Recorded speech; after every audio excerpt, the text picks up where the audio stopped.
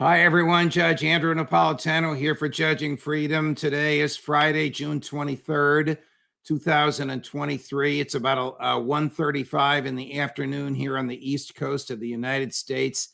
Jack Devine will be joining us right after this commercial announcement. Does he still think the spring offensive is going to work for Ukraine? We'll ask him right after this. When it comes to carrying valuables or even firearms in your vehicle, most people feel they have to choose between safety and convenience.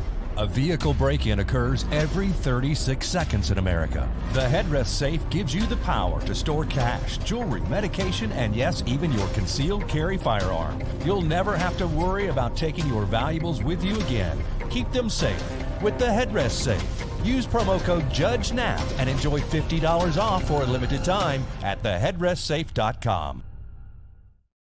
Jack, always a pleasure, my dear friend. Welcome back to the show, and thank you for your time. In your view, how is the Ukrainian spring offensive progressing? I think it's progressing exactly the way we talked about it, Judge. If you remember, I warned folks not to get their expectations too high, that I thought David and Goliath, that David was holding off Goliath, and that was a major accomplishment. We shouldn't raise the bar too high. Having said that, I did add that I do think they would make gains in the counteroffensive. I still believe that, but that it's not suddenly driving Russia into the sea. It was never, and I know some of your folks keep track of what I said. I'm really proud of that because they remind me how accurate I've been over and over again on these things.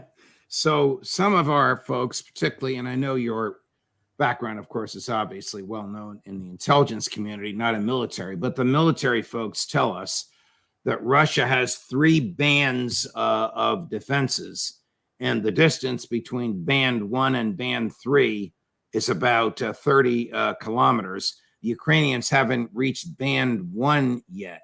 Is that your understanding, that the most they've gained? Let me finish. That the most they've gained is about 6 or 7 kilometers.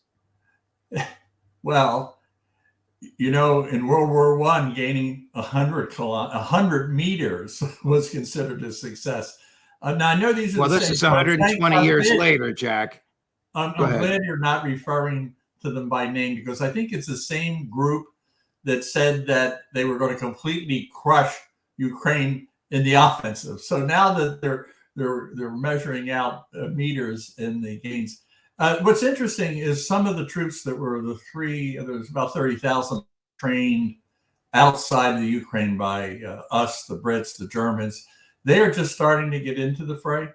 I also think the dam, one can argue, I do think it was the Russians, and from their perspective, it did slow down. There's no question it had a negative impact on it.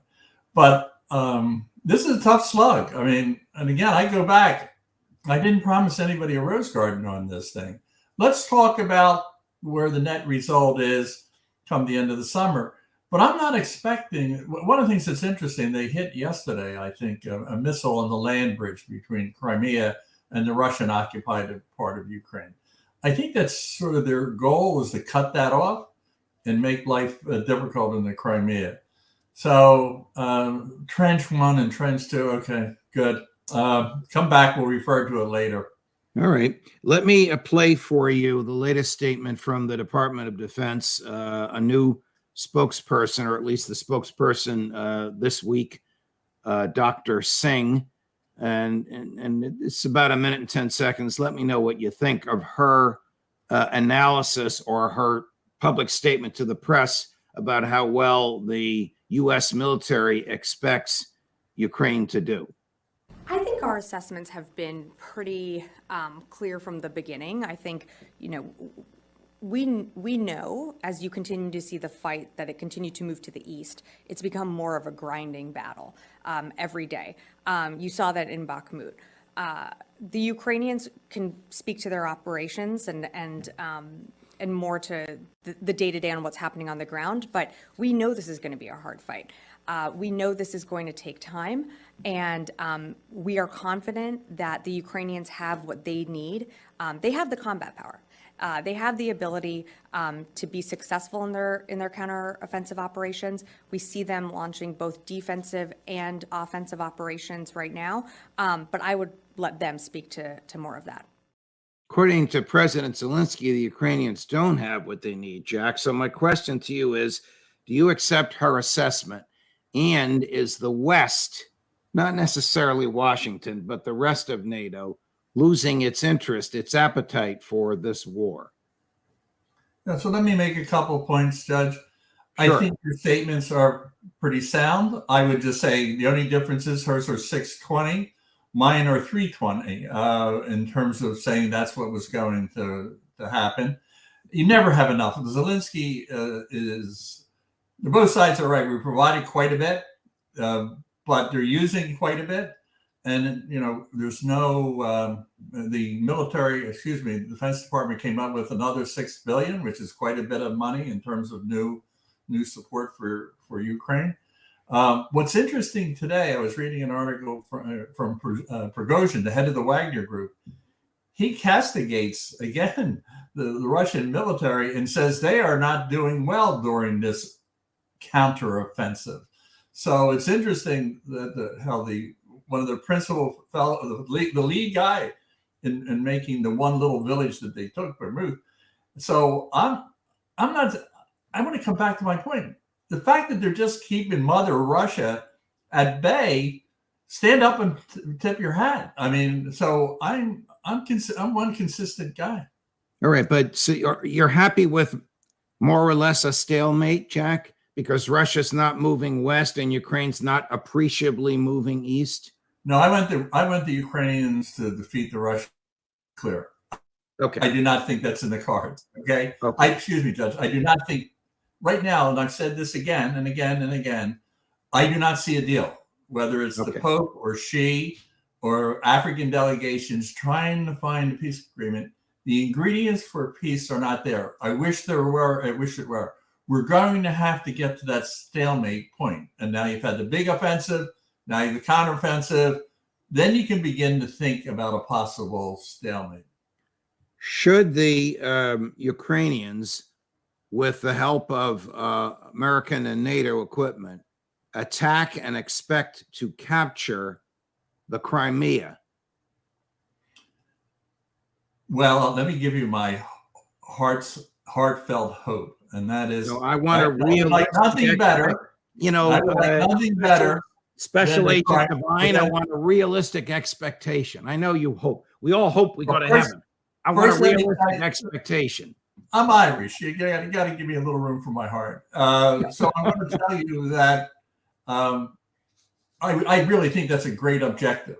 Okay, hard to do. I think they're really smart to try and put pressure on the Crimea. That is a really good place to focus.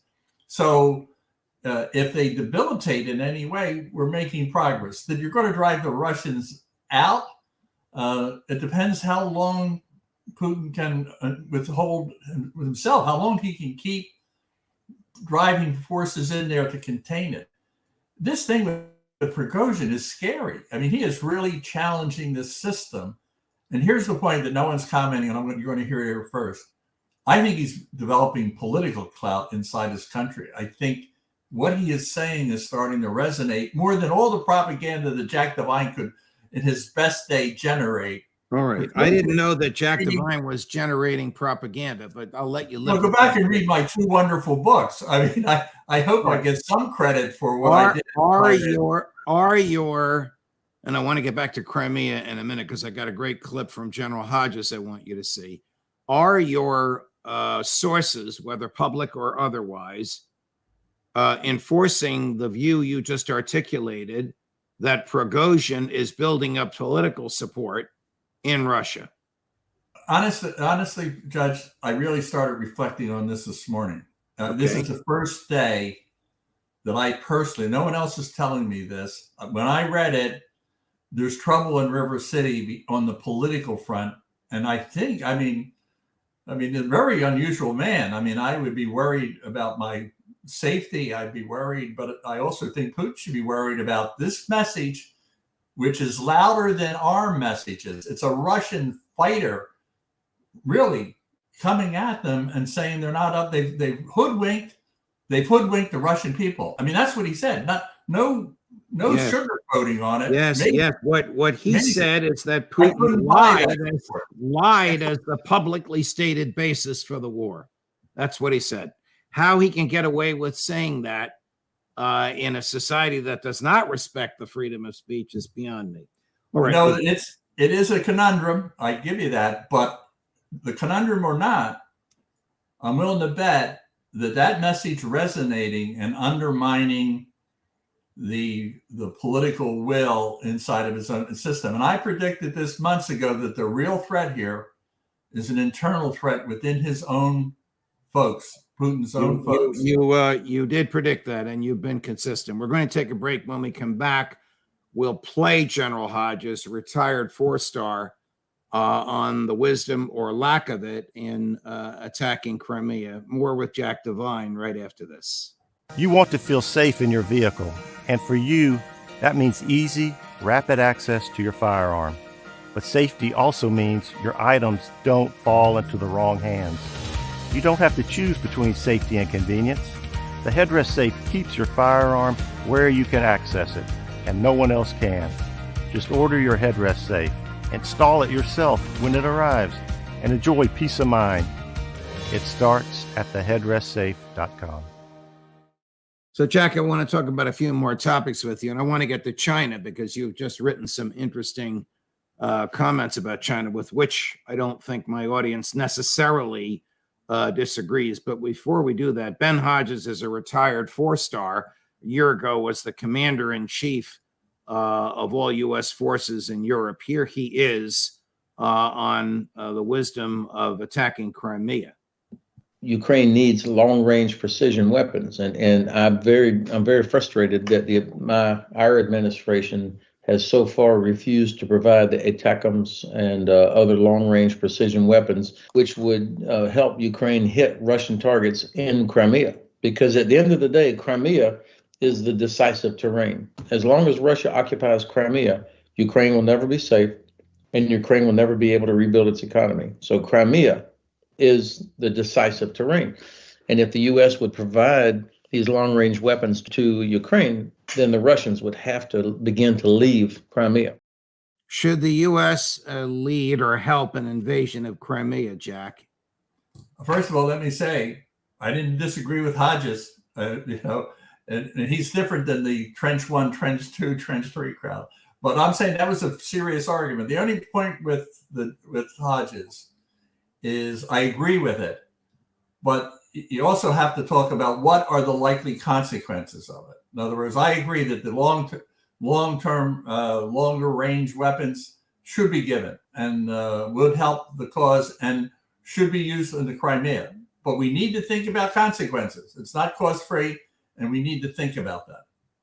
I would think the consequences would be potentially catastrophic to the point of attacking the U.S. mainland if U.S. weaponry is used to attack Crimea. No? No. Look, what is he? Honestly, we've been this. I started at the beginning being a little timid about giving the MiGs, and I changed my position. What is Putin going to do?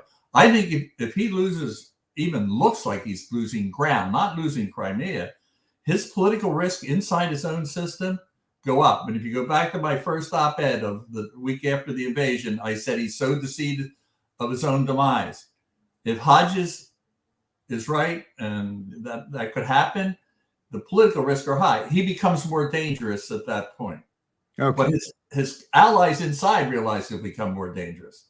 There's mental gymnastics and high-end calculus that needs to be developed here in understanding the pros and cons of this. But I'm with Hodges. All right. Before we go to China, sensible statement by a sensible guy. Okay. Before we go to China, Jack, one more lens through which to examine Ukraine. Here's President Zelensky. I will have to read the subtitles. Here's President Zelensky on a warning to the world, Jack. Now, concerning the Zaporizhia, I remind those who have forgotten, this is the largest nuclear power plant. Everyone in the world, the IAEA, all countries, all leaders know exactly what is happening there. Russia uses Zaporizhia nuclear power plant as an element in its aggression. It occupies the plant. It uses it to cover the shelling of neighboring cities. It keeps weapons and troops there. Now our intelligence has received information that Russia is considering a scenario of a terrorist attack at the Zaporizhia nuclear power plant, a terrorist attack with radiation leakage. They have prepared everything for this. Unfortunately, I have repeatedly had to remind that radiation has no state borders, and who it will hit is determined only by the wind direction. We share all available information with our partners, everyone in the world, all the evidence, Europe, America, China, Brazil, India, the Arab world, Africa, all countries, absolutely everyone should know this.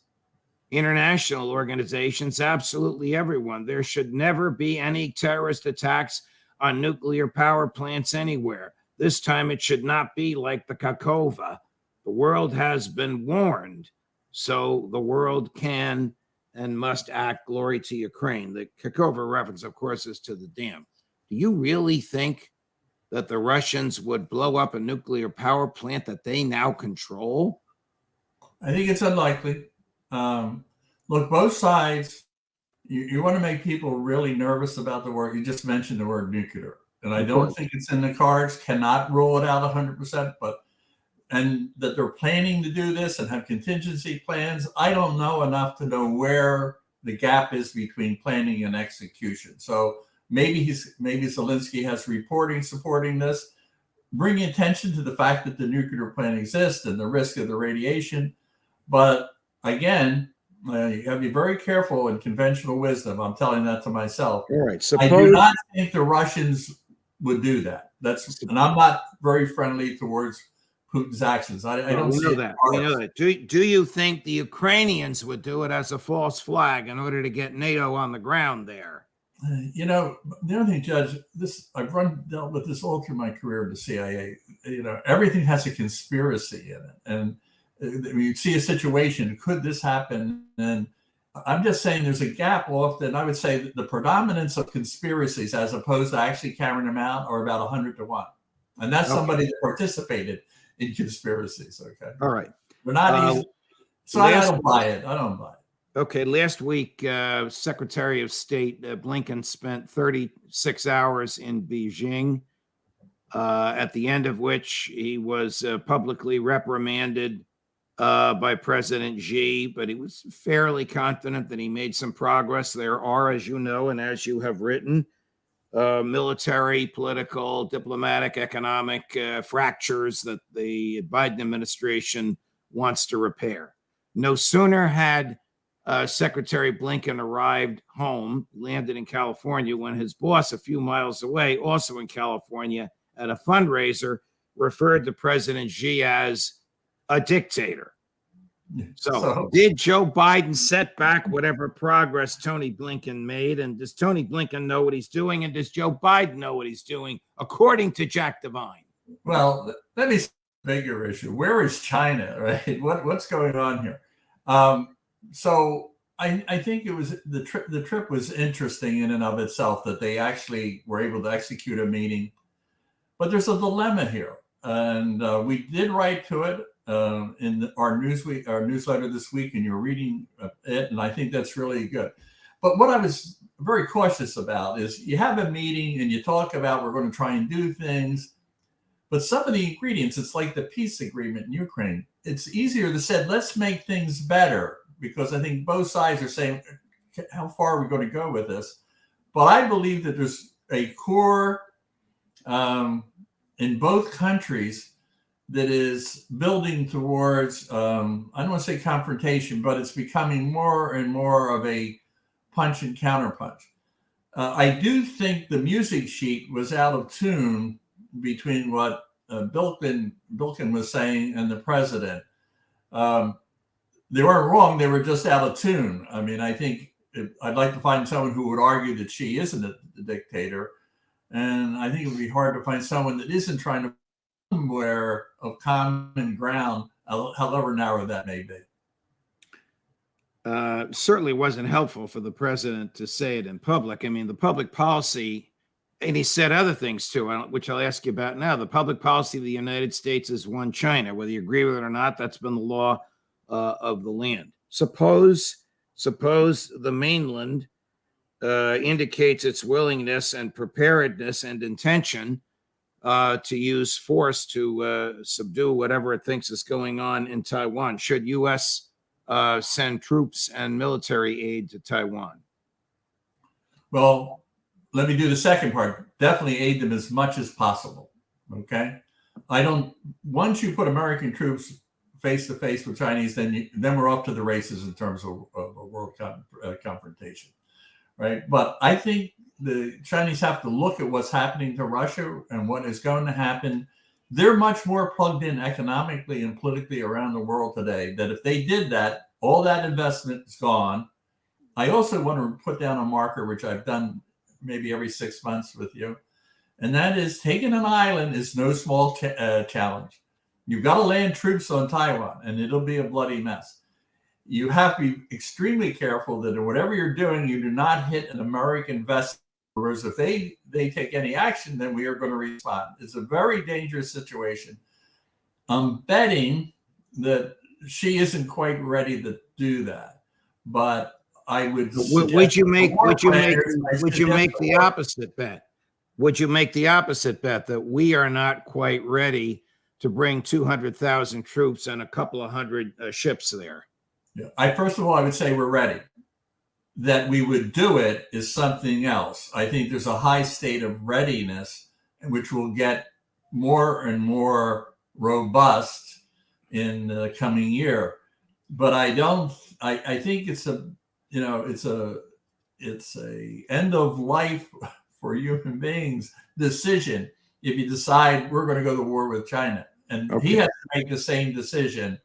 And I think they're more most other civilizations, the Chinese. They play a longer game. Do you have any insight from public or non-public sources that you can share with us about the attitude of the senior military staff in the Pentagon about China? Well, I would just say that I've had little exposure in recent hours.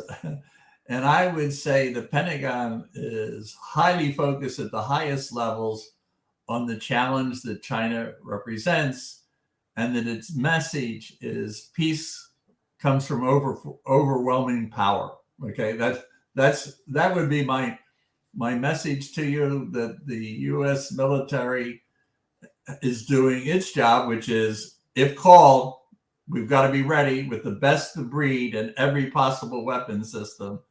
But it's the political side that has to make that judgment. And readiness is one. Executing and deciding to execute is a political decision by an elected official. I'm not Jack Devine, always a pleasure, my dear friend. Thank you very much for joining us. Colonel Doug McGregor at 2:30 Eastern. More as and when we get it. Thank you for watching. Judge Napolitano for Judging Freedom. You want to feel safe in your vehicle with access to your firearm that's both secure and convenient. The headrest safe keeps your firearm where you can access it and no one else can.